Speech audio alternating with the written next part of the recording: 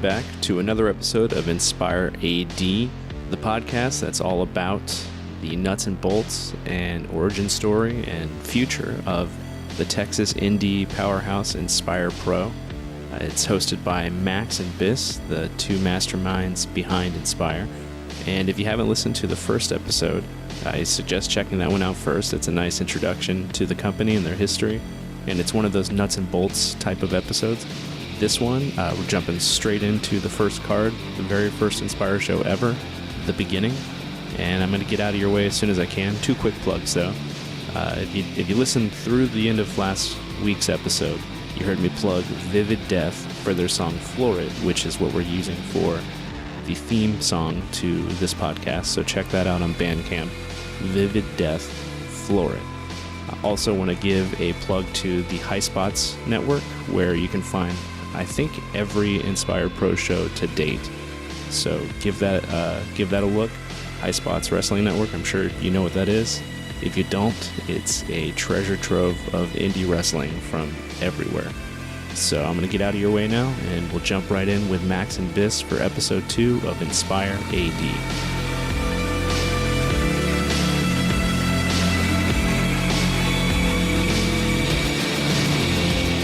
The first thing that I've got to say is that, we went through this song and dance where we got the building, we got the poster, we got promo going, we figured out renting our chair, we got around the ring, we got everything lined up, and then the day came.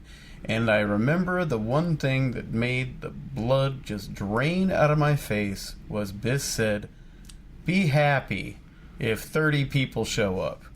And that is absolutely not what I wanted to hear, because I had promised Deb Gill that a lot more people would show up to drink. And while what you told me that there was a number to expect for a first show that I should be happy with. Do you remember? I think it was 50. Yeah, I think it was 50. I think we had like 30 pre-sale. Yeah, we had like we had a modest amount of pre-sales for an initial show, a debut show.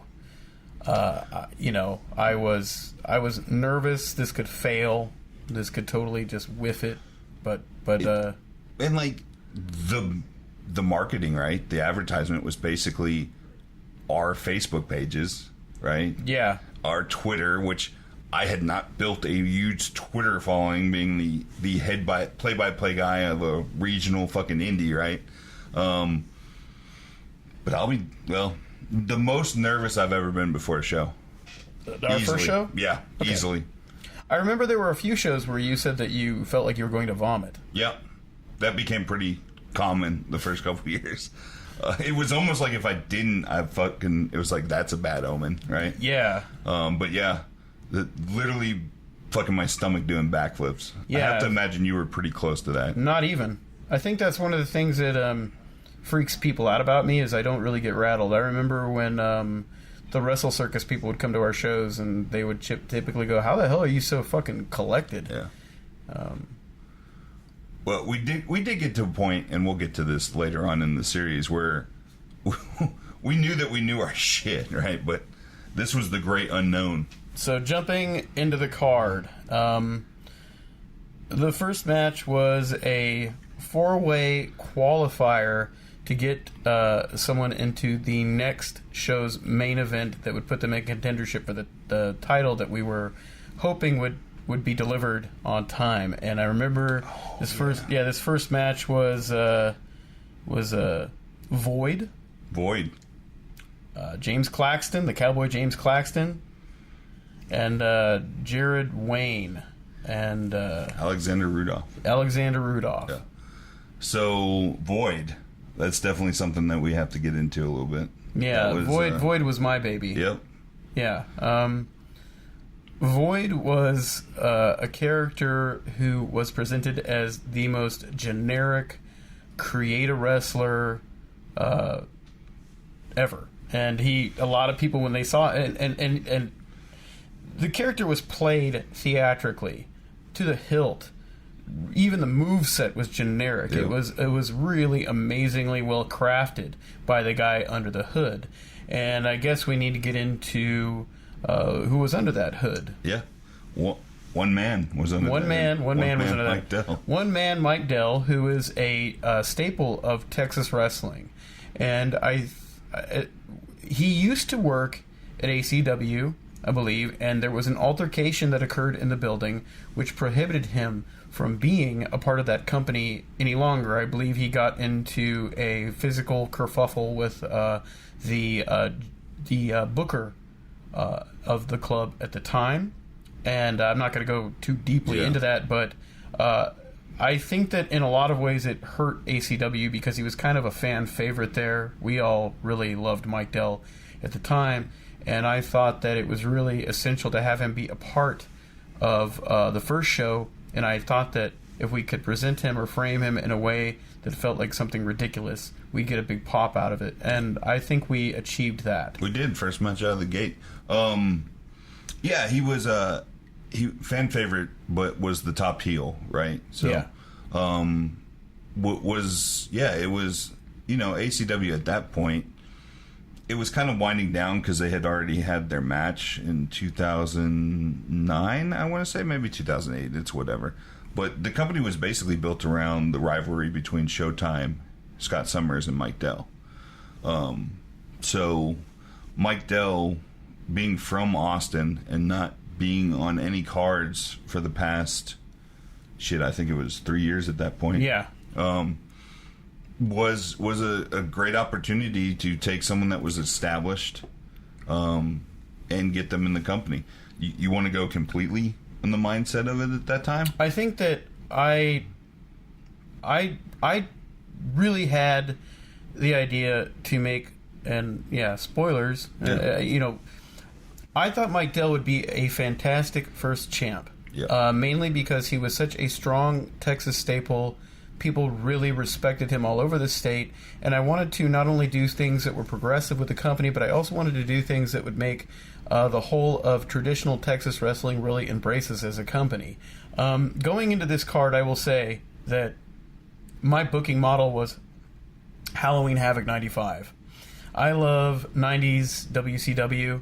I love that pay-per-view, and I love it because it has a sampling of everything that anybody could really like. It really caters to every kind of fan, and I've always wanted to be that company. The two things that I wanted to do was produce a show that had a lot of variety to it, but also in the locker room kept drama to a sheer minimum. I wanted to be the no drama company. Yeah, and I guess I'm more of a Starrcade 85 type, right? But at the same time, that's my personal preference. I think I've always noticed that a variety, the buffet approach, has always been the most successful. So, absolutely. There's definitely there's merit in that, and I think you'll see that as we go down the rest of this card. Yeah, I mean, I want Sullivan and Benoit brawling through the bathroom and sumo trucks on top of the fucking arena. That's what I want out of a show. And then, of course, I want just good, hot, basic wrestling, you know? So the Mike Dell, or Void, goes over in this match and then rips off his hood to reveal that he is Mike Dell. And I remember when this was on paper, a lot of people, including Dell, he was a little cautious about it. A lot of people were like, I don't think this is going to get the pop that you want. Yeah. But when it happened, the crowd went nuts. Well, you have to imagine, right?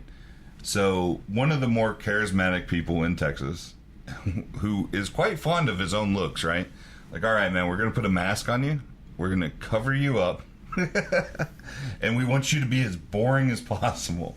Now, the awesome part that I will always remember about this match is people like booing and shit-talking and just trashing him that were the biggest fucking Mike Dell fans, right? So throughout the match, just dogging this guy. And then the mask comes off and they fucking erupt. Just awesome. Yeah, so that Mike Dell won that match to proceed to the main event of what would be our second show. And then after that, up next was the Great Depression versus Jeff Gant.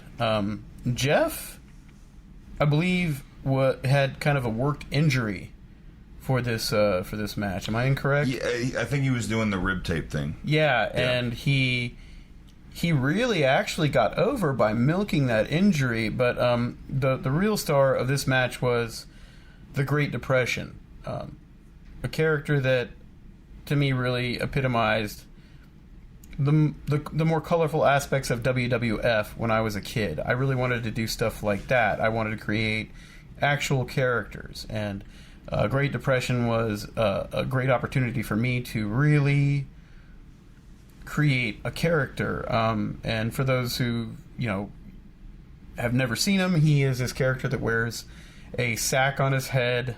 He's kind of part Leatherface, part Oogie Boogie, but he comes from the Dust Bowl, and it was always implied that he doesn't even really come from our time, period. And in fact, he also had a manager at the time by the name of Penny Arcade, who was played by a lovely young lady by the name of Leda Genestra, and she basically would scream in French the entire time. She was basically the Great Depression's nanny. That's how she was directed to play the character, and she got over really big, but Depression went over. Do you remember the story of the mask? You remember the mask showed up and it was like half done? Yeah. Did you piece it the rest of the way together? Yes, I did. I did. It was basically a burlap sack with 2 eye holes. Yeah. Which I did fucking... Yeah, I had to do the mouth, and I had to add a lot of other components to it. To this day, the only bill that has never been paid by Inspire. I never paid that guy. Good. So, I think everything else we're on the up and up. I'm sure I'll get a flood of, well, you shorted me $5 and I never... Whatever. That was the only time that we ever agreed to a price and didn't fucking pay it because we didn't get the agreed upon mask. So we had the 4-way opener, the Fatal 4-way with Mike Dell, and that was a very classic Texas Hossy kind of match. Even I would say. Let's talk about the other ones. Well, hold on, so we do that, and then we have the more cartoony Great Depression thing. And then that leads us into something that I think that we were all pretty adamant about wanting, which was something that was a little more high-octane, more cruiserweight-oriented, something with some high flying. And for that, we turned to a company by the name of NWA Wrestling Revolution. Yeah. So I had worked with... So in the 6 months between leaving ACW and starting Inspire Pro, I had spent, 2 months... in the NWA office, booking the NWA women's belt. I guess I don't think I ever did any work on that job.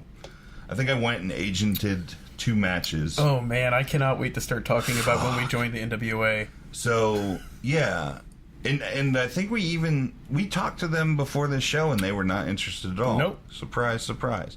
But anyway, I had worked with Joe Dan and I had worked with Eric Shadows, who are in this match. So I had seen them, and NWA Revolution was putting on some good shows in the Valley and McAllen. And yeah, these were guys that hadn't really been seen, so we wanted to bring them up. They were new faces that Austin had not seen. So this was originally a 3-way on the paper. You remember that? Yeah. Yeah. So... surprisingly, one of the "Hey, can you get my buddy on" matches was actually, and the guy was actually Cherry Ramones. Yeah. Which, a 3-way to a 4-way didn't really make a whole lot of difference. No. And their title was on the line, so they were basically running the match anyway. So that one went fine.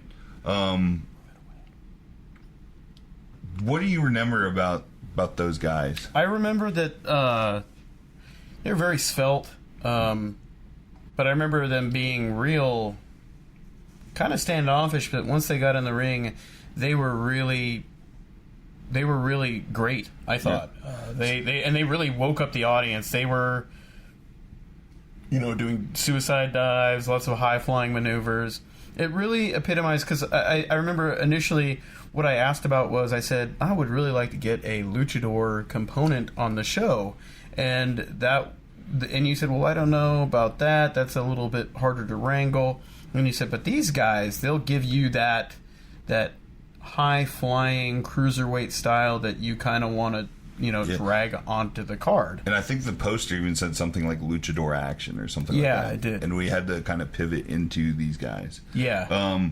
Eric Shadows and Downfall particularly had that, which I really look for and enjoy, that like early Ring of Honor, fucking athletic, tight black tights, knee pad, very wiry. They were, but there was frame there.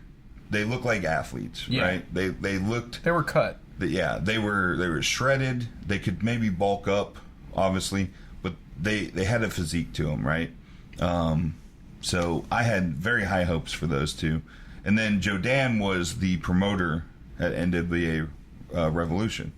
So that's where he came up, and then there were other people we wanted to work with down there that we'll get into on the later cards. But yeah, that ended up early on. That was a great relationship, kind of the first promotional relationship we had. Yeah, and Cherry Ramones was kind of a happy accident. I remember very much. Seeing him, and Cherry would come out with the Latin Lover gimmick to Pour Some Sugar on Me, and people really lashed on to him because he was entertaining. He was great in the ring. He was a little heavier at that point in time, but he was fantastic. Just charismatic, brought it in the ring, and at that point I think I was very happy with everything that was going on the card. And up next is a match that I have. The match itself I have very little memory of, but the two participants definitely created their own stories. We have Chris Cross and Darren Dean.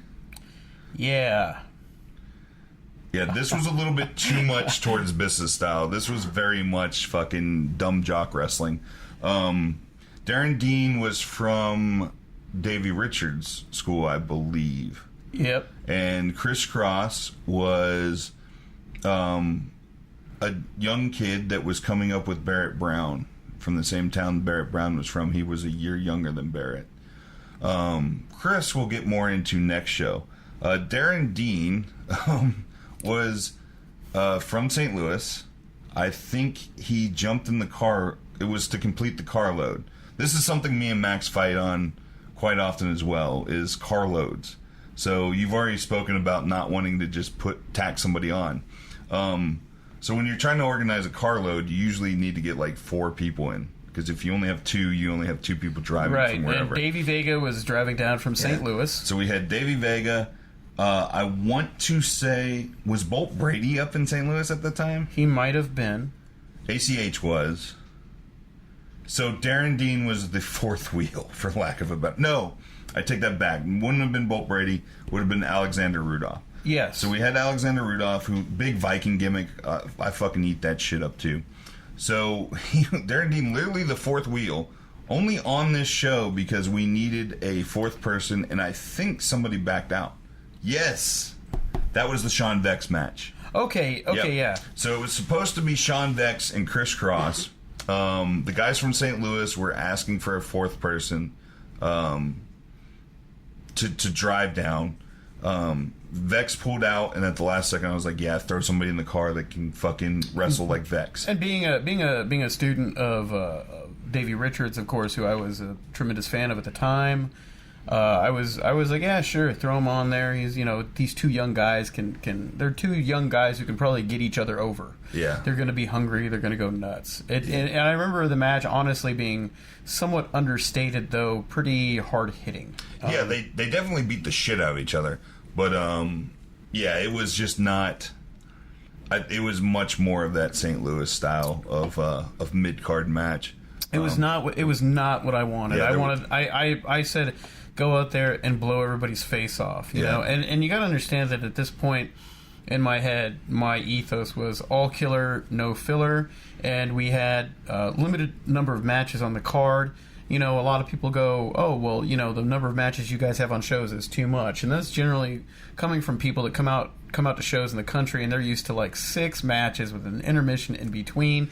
And at the time, though, you had a lot of Austin fans who were paying to go to ACW, and they kind of set we tried to find a middle ground there. Fucking, they were running 12, 14, 16 match fucking cards. The longest ACW show at that time I'd been to was, like, I think 6 hours or something. There was a Guilty by Association that damn near hit 7 hours. Yeah, so we didn't want to go too long, but we also knew that at that point in this particular market, people were expecting a bit more for their money than just, say, 6 matches or a 2-hour show.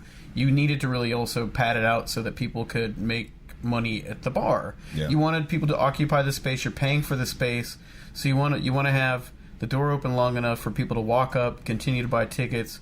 You want to be open at the bar long enough to just, buy drinks over the course of the night. So a lot of wrestlers would give me flack for the length of our shows, but those shows were the size and length that they were, so that we could get people in the door long enough, and so that we would make money for the venue. Yeah. Also, at this time too, this is our first show. There's no trust built. We haven't had time to build any trust with talent. Oh no!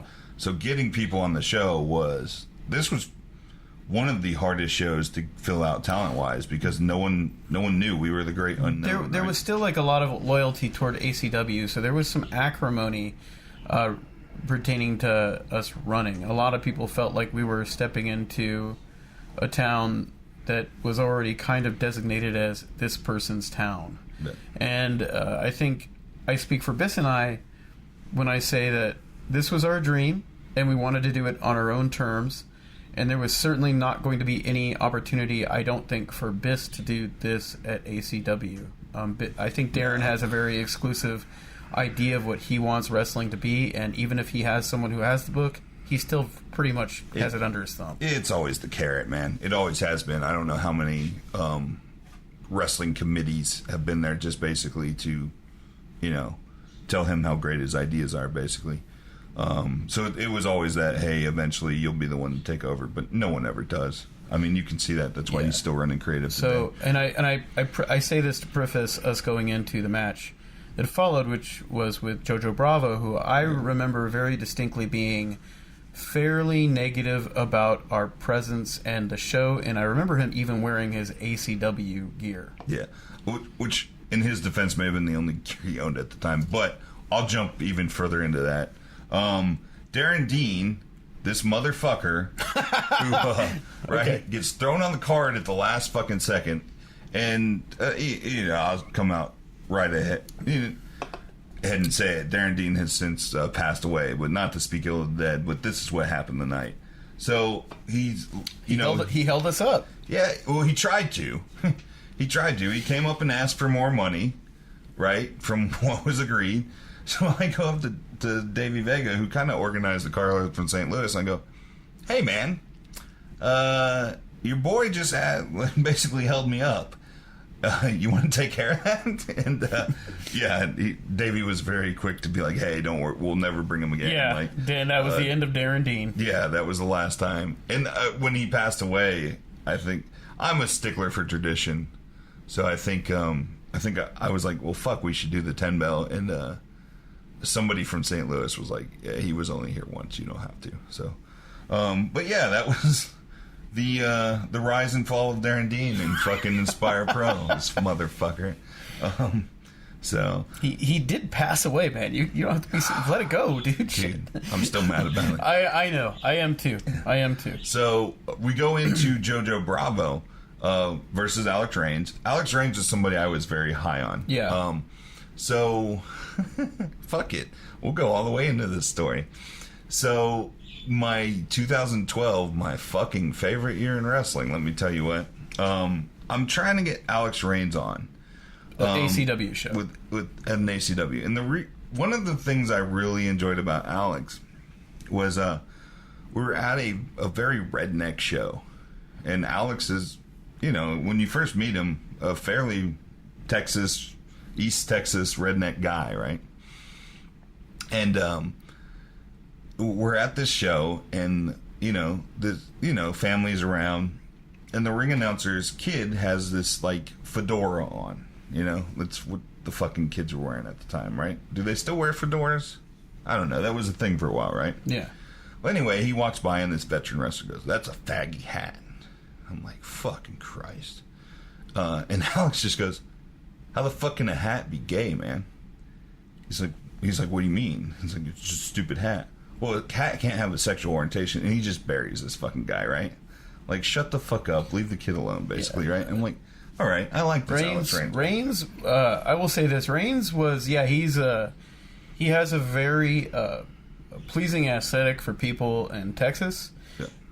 But when you talk to him, you realize that he's got a lot going on upstairs. He's politically savvy. He's sensitive. He's soft-spoken as a person. Like, he's a gentleman. And when you look into his eyes, you just kind of want to cry. You know, it's like you want him to read children's stories to your baby. You know, he's a sweetheart, and I enjoyed working with him, and I was immediately very, very high on Alex Reigns, and very excited. And then, of course, there's Jojo Bravo. Jojo, I cannot say enough good stuff about Jojo Bravo, who now goes by the moniker J Serious. There is no more profoundly educated student of the game than JoJo. I think he should be teaching wrestling on a grander scale than he is. I think that he is also one of the greatest wrestlers I've ever seen in this state, personally. Yeah, literally the only thing holding that kid back is his height, and that sucks that in 2020 that's still probably the deal. But this being the first show, another fun, hey, Darren spins the narrative, right? The idea that was put out by Darren was, well, Biss is just trying to rebook ACW how he wanted to. Which, for reasons we've explained, is fucking laughable at this point, right? The card had been heavily revised by my original card. Right? So one of the deals to get JoJo on the card, because we knew how great of a wrestler is, and I really wanted him. I assume you were in the same boat at the time. Was I agreed to JoJo. I said, okay, we won't book anything that ACW could book with you. If I'm trying to rebook ACW, then why would I give you that deal, right? Yeah. So I told him, I said, hey, we won't book anything that could happen to ACW. I think after this show, he dropped that. But yeah, he agreed to, and he was very standoffish the first show. And the tights he had at the time were green tights with the Anarchy logo on the one side. Mm-hmm. So that was not the best thing for us to have basically our competition advertised on our fucking show.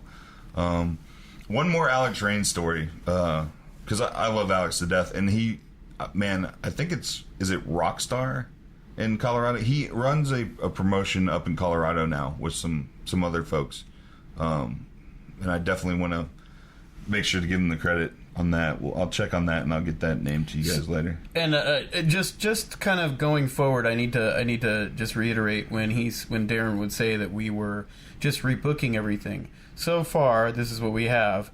Mike Dell was no longer allowed to associate with ACW.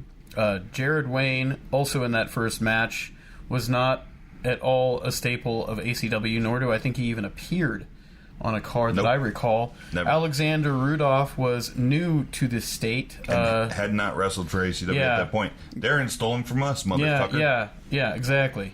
Great Depression was an original innovation, though he was played by Ricky Ramita. Sorry, I have birds. He that was an original gimmick. No one knew who was under the hood. And then, of course, you had the NWA Rev guys who were driving up from South Texas. Yeah, McAllen. Yeah, McAllen. And then you had Chris Cross, who had never set foot in an ACW ring, and Darren Dean neither. Alex Reigns, of course, had pissed Darren off because Darren... This is a good story. I forgot this story. Let's get this one, too. So this was a story I was starting to tell. 2012, Alex Reigns came to a show with Jacobs Bliskin. There was a pre-show. The pre-show became a mess in 2012. It was 2 matches, and it was only supposed to go so long. So they didn't want to throw Alex in. So Darren was downstairs flirting and talking to Machiko. And Jacobs walks down, right? I'm like, Jacobs is like, you can get my boy on? I'm like, dude, I tried. It's fucking, we're tied up against this time. It's not going to happen. He's like, well, let me go try, right? So he goes down there and basically, as Darren is not interested in talking to him at all, is like, hey, I'm going to put Alex on the show. Biss found a way. And Darren's like, yeah, whatever. Because he's trying to get in Mach's pants. So Jenkins comes back up and is like, yeah, Darren says he can be on the show. And like, I look down and I'm like, thumbs up. And he gives me the thumbs up. I'm like, fuck it, we'll find a way to do it. So I believe the match was like all of 3 minutes, and it ended with fucking a Mr. B super kick. So, right? And somehow I had more faith that that would make time than what the tag match that was originally booked. So, yeah, we just moved a bunch of shit around, threw them fucking on. The match ends and Darren comes up to the fucking play-by-play booth just screaming, who the fuck is that? I don't know who that guy is. I'm like, that's Jacobs' boy. I don't know who he is. Well, fuck, I don't give a fuck at this point, right? I think this is probably like October, probably. Mm-hmm. Yeah. Right? So, Darren goes and kicks him out of the building, big man he is. So, Alex is like, whatever. He just goes to another bar and drinks the rest of the night. Yeah. And like, it was one of the better fucking Mr. B matches ever. Well, what happened, though, was that Darren walked up to Alex and said, who the fuck are you? And Alex shot back, I'm Alex Reigns. Who the fuck are you? And it was legit because he didn't know who Darren was. That guy was absentee. Yeah. That's one thing I will say, at least you know, when you step into one of our shows, you know who the fuck we are, and we are on top of shit. We are on our feet all day, busting ass. Yeah, at that point, Darren had gotten into this thing where he showed up like 5 minutes before the first match, too. Right? Like he was some sort of fucking rock star because there were other people that showed up and made sure everything fucking ran, right? So, but, right, that's Alex Reigns. Must be nice. Yeah, fuck. One of these days, brother, let me tell you. The other story I have is at an NWA event in Dallas. We were up there, and the talent had been split between two different shows. Something else that talent loves to do that Max is like, nope, we're not fucking doing it. So they were on the one show and the show ran late. So the fucking second match, had to be pushed back to the second half of the show. So, one of the things that I enjoy on a show, and Max does as well, which you'll see in an Inspire show, is we try to start every show with something that's very hot. Set the bar very high to begin with. So I approached Kevin Douglas, who was the NWA Junior Heavyweight Champion at the time. He was wrestling Luke Hawx. And I was like, hey, man, they're running late across town.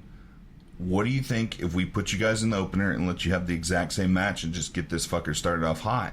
And he looks at me and he's like, I don't know, man. And then he looks down at his belt. The NWA Junior Heavyweight Champion of the world on first. What a dickhead. Right? And then Luke Hawx is like, well, I'll do it, but if there's nobody there, we ain't going on until second. And fucking Kevin's like, yeah, man, not going to work for us. I'm like, all right, man, what about second? Second's fine. So pulled the curtain back a little bit, especially in independent wrestling. Second is where you put the match you're most reserved about, that you're afraid is going to shit the bed.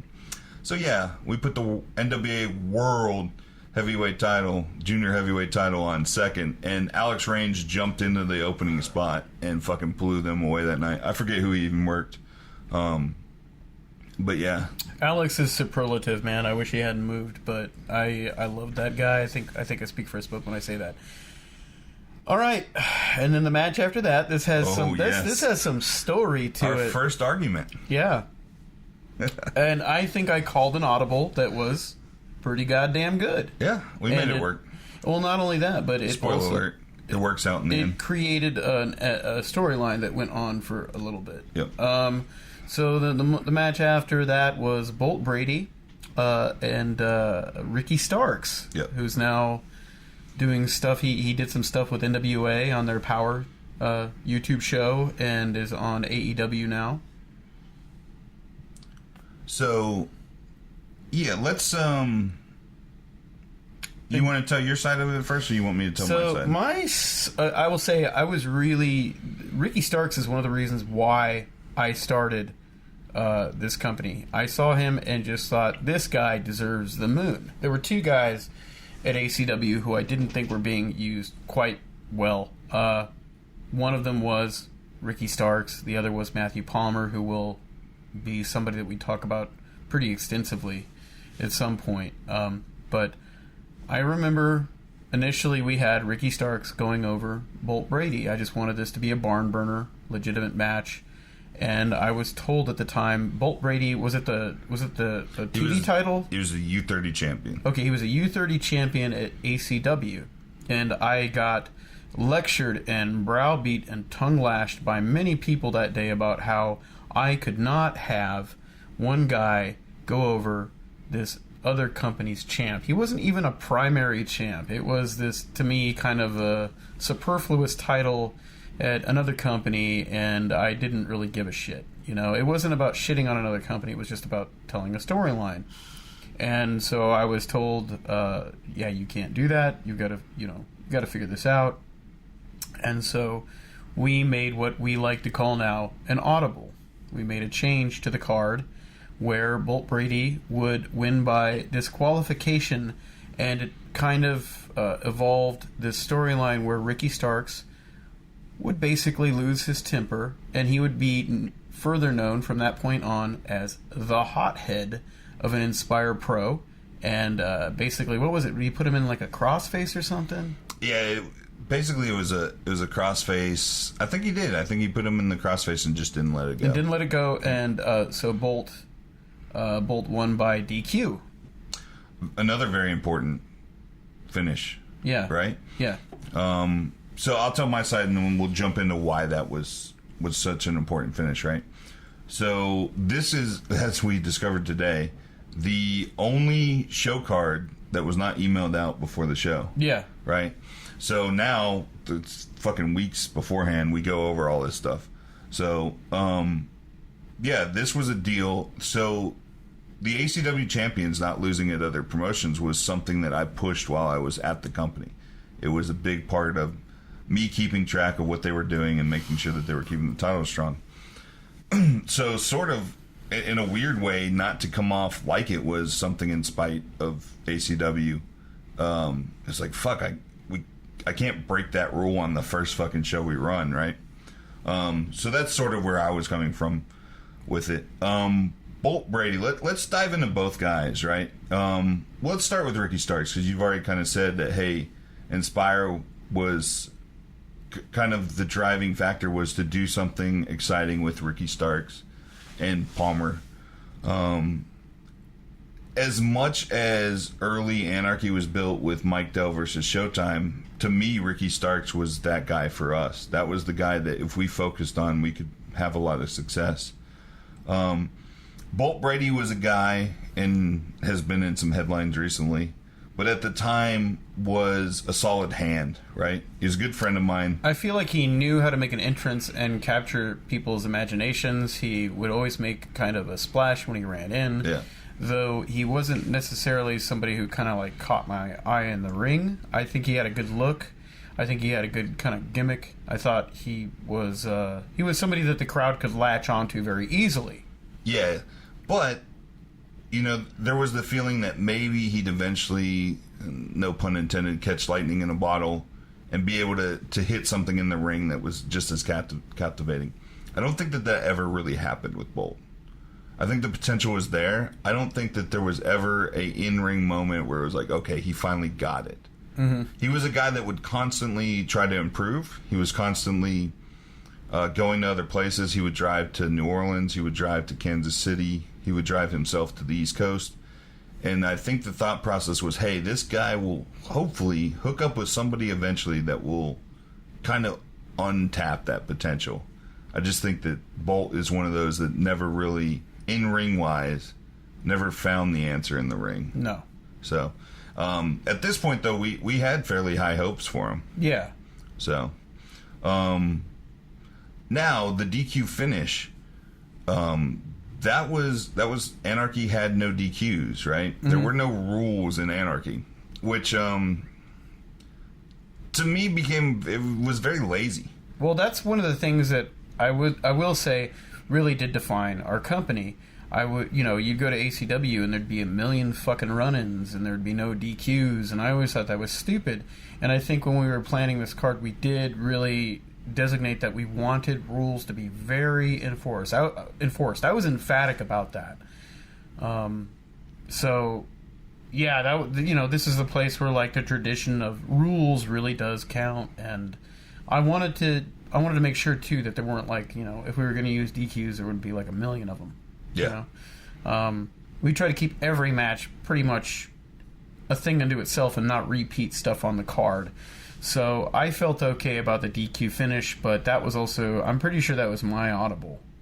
Yeah, it absolutely was. Yeah. Absolutely was. But yeah, that's pretty much all I have to say about that match. Yeah. And then Palmer at the time, why he was not on this card actually, he was in the booking committee for ACW. So he was a loyalist, yeah. man. He didn't want to have anything to do with us. And I was really disappointed. That actually broke my heart at the time.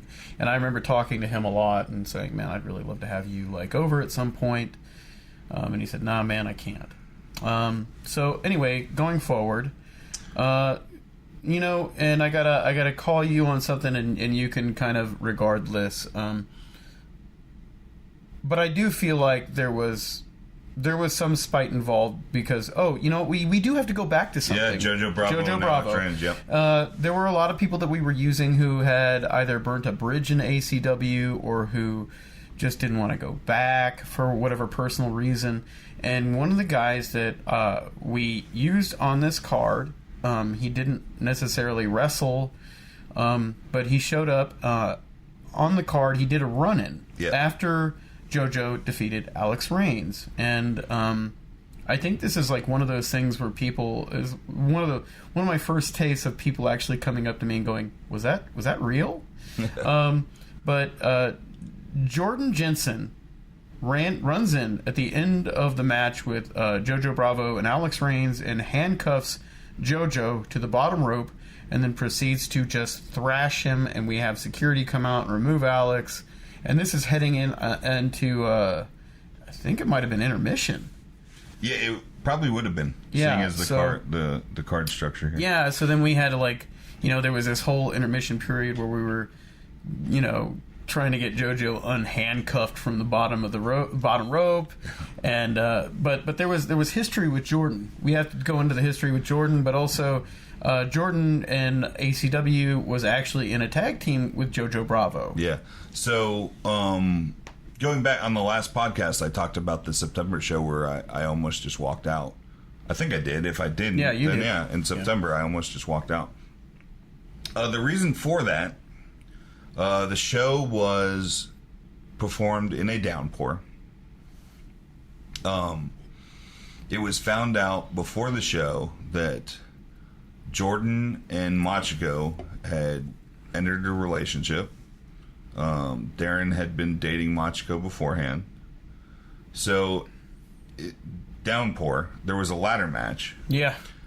Which is brilliant, yeah, right? Jordan Jensen was fired for being unsafe in the ladder match and putting Davey Vega in harm, which was complete and utter bullshit. And I felt like it wasn't fair. So I wanted to give Jordan an opportunity. This is another part where me and you differ in wrestling philosophy. And I'll let you speak on your own, but to sum it up, basically, you believe Inspire is one, for the most part, one entity, and everything happens within that entity. I have, for the most part, been, hey, it's the whole world. And I have been more open to tapping into outside storylines and involving them. And you'll see more of that in our first shows than you do now that we've had a chance to establish our kind of ethos. So I wanted to play off of the fact that they were tag teams and that JoJo continued in Anarchy and Jordan was outcast. I thought that there was something there, and there was something kind of real there that we could play off of. Well, I will say that I do agree, for the most part. I do push to keep Inspire its own thing because, the Great Depression is an example of somebody that I really controlled.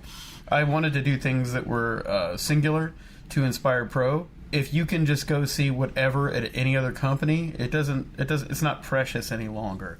I really fought to keep what we did self-contained, to respect ourselves, and to also make what we did unique. You could only see certain things at our shows. But I also will say at this point, I still played on a lot of history that occurred outside of our company. For example, the Void and the Mike Dell reveal very much played upon the fact that Mike Dell had been absent and that he was somebody that was known at another company, and you couldn't see him there anymore, but you could see him at our company. So, I guess kind of a jab in a way, but, Jensen was that way, and then, I've got to transition from this into Gregory James. Gregory James, rock and roll Gregory James, was a wrestler that I think a lot of us who went to the ACW shows really enjoyed.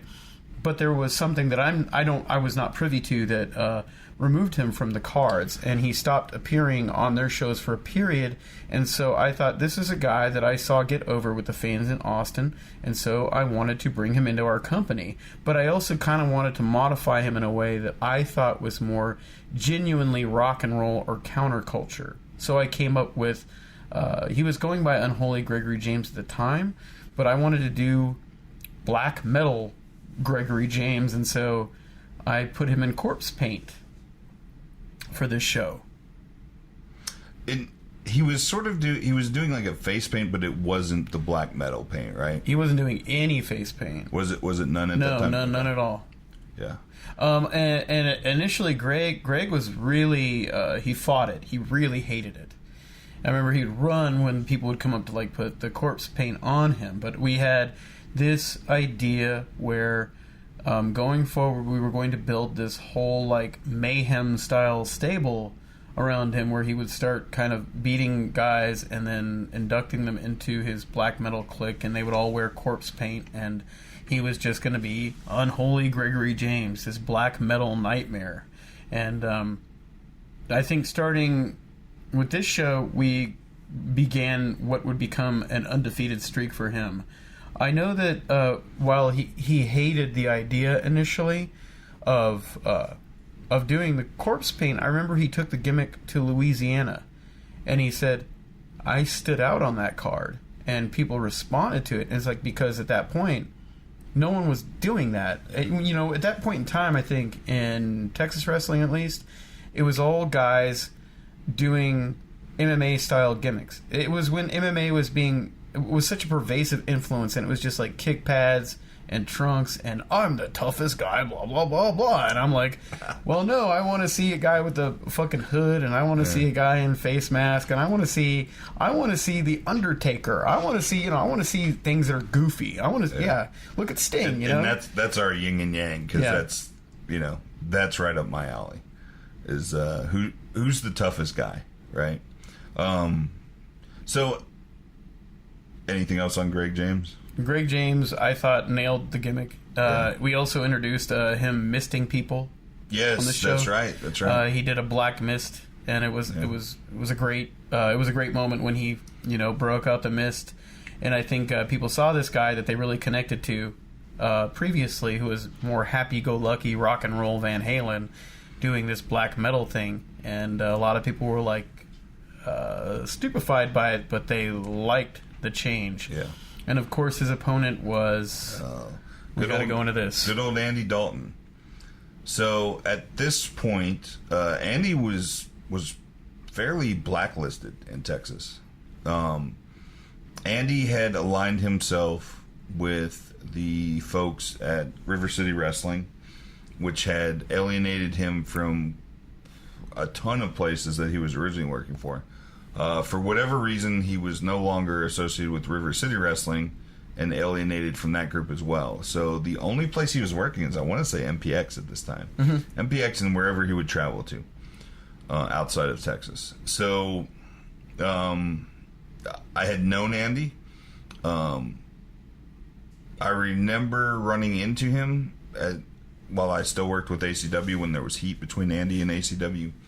And Andy basically talking shit about why he wasn't welcome anymore, and me correcting him, and having actually, taking it aside and having an actual human conversation about it. And, I checked in on Andy from time to time, and it seemed like he was progressing, that he was growing past the antics of his River City wrestling time. As we know today, that probably just went behind closed doors more than it was actually a growth. But I sort of became the Andy whisperer at this point, right? Like, nobody else could fucking get anything out of him. So I was sort of able to at least get him down to Austin and then no-show his crazy, stupid shit, right? Mm-hmm. Like, Andy always would try to get a reaction. He'd always pitch just stuff that didn't need to happen, just dumb shit. And a lot of people would just get angry that he would even pitch it, and I would just go, okay, no, Andy, we're not doing that. So, unfortunately, as we know now, there was some more sinister stuff going on, but we don't really have to go into that at the time. I think that's going to come eventually. Yeah. But for the time being, since he is so ingrained in our history, we're going to have to talk about it. So now we're to the main event. Yes, where we rebook ACW, right? Something like that. Fuck me. The storied history of Chuck Taylor and ACW. So let's talk about Chuck, man. I love Chuck Taylor. Chuck gave us Kentucky gentleman. Gave us credibility right out of the gate. Yeah. Was this where we brought him in early, or was it the next show? No. We brought him in early, and we had some. We went to E6 and drank with him a good bit. This was. I actually really enjoyed his company, and I thought he put on a hell of a show, and I was honored to work with him. And most importantly, we featured a main event that featured a talent that had never been to Texas before. Yeah. And to me, that was really important to do a first, because the show needed a hook. And I think that you and I butted heads a little bit, but then you kind of you're like, what the fuck? Let's throw it at the wall. Well, and you have to consider two different mindsets of where the direction of this thing was going. I'm glad that we did butt heads and that we decided to do it, because our history would not be as rich without it. So yes, the person that would go on from this match would be competing in our third show for the championship final match, another three-way. I do remember... Was it the fourth show or the third show? The championship three-way was at the fourth show. Okay. So, but I do remember being at the airport. Yeah. Just being like, all right, if this guy doesn't get off the plane, right? Because this is the first fly-in we ever had. Well, I remember initially, too, this is funny, you wanted the main event to just simply be Davey Vega and Albert. Albert, yeah. Which had been done. True. And I thought that it needed something else. Yeah. I thought it hadn't been done in Austin. Yeah. But it had been done in St. Louis. Yeah. And I knew that, they were becoming close, so I knew that they would fucking tear it up. It needed an unfamiliar wrinkle to spice it up to this particular market. Yeah. So, and then Davey Vega is somebody that I have always viewed. He was the ace of St. Louis Anarchy. He's considered one of the pillars of St. Louis Anarchy. I will gush over St. Louis Anarchy. What Matt Jackson, Pierre Abernathy does up there, I really respect, and have boldly said I steal some of his ideas, and will continue to. So Davey was definitely somebody I wanted involved, wanted on the cards, and he's always just been a pleasure to deal with. Yeah. I also needed somebody in St. Louis that wasn't a child, that could coordinate that carload when they came down. Mm-hmm. So, and then... The match was everything I wanted it to be. Yeah. Well, let's talk about Albert here, too. Oh, boy, okay. Let's talk about Albert. So, ACH came down. The match was great. Dealing with Albert was not fun that night. That was one of the nights where it was not much fun. I'm sure most people listening know, but I have a long history with Albert. Damn near consider him family. And I didn't feel like he was treating me like family as we put the show together. Part of that's probably because, I did use kind of the shadow management thing, right? I should have just come out and go, dude, it's my fucking show. Help me out, brother. But I remember telling Vega, yeah, man, when I was talking to him about Darren Dean, yeah, we probably won't be bringing Albert back either. Because I knew Vega would tell fucking Albert, right? Yeah, he's acting like a fucking asshole. Like, we're probably not going to bring him back. This was also, I think, when you... I mean, I wasn't going to say much about Albert because I had some words with him at shows following, but I got the general sense from a lot of people that I should not have been there. Very much treated like I was a fan who was overstepping his boundaries, like I had no business in the locker room. But the truth of the matter was still, though, that I had negotiated the building, I had pulled all this shit together, I got all the details in order, and I had essentially booked the card with you. And in spite of the fact that I'd put in some effort, there was a great deal of resentment that I had never laced up a pair of boots, brother. Yeah. You know, that was... Well, and I think that was a perception of a lot of the boys, right? Yeah. And I think when it was like, no, man, that guy got us the building, that guy did this, there was kind of a, well, you just tell me that so that I accept it, right? So... Yeah, but this prejudice would persist for, I think, several years. Yeah, you had to pay your dues, brother. Yeah, and I mean, I like to think that I did. I think I showed that I was dedicated to it, and that, you know, when I needed to, I could pull something out of my pocket. I would pay for shows. I stepped up. I did this because I loved it, because I wanted to continue to provide a good outlet, ultimately, for people that I thought were talented, so that they could grow, so they could continue to make money at what they did, so that they could support themselves to some extent doing what they love. And that was ultimately my goal, was to create a no-drama zone that really focused on logical booking, even though a lot of the guys said, oh, this doesn't make sense. That's another thing that I got, was that a lot of people, this first show, would come up to me and go, where's this going, man? And I would say, well, we're going to do this, and this is the arc. And they'd go, oh, well, you can't book long term. But the first thing most wrestlers ask me is, where's it going? Well, if I'm going to tell you where it's going and you're just going to say that I can't go anywhere with it, then why are you even asking me? So. Yeah.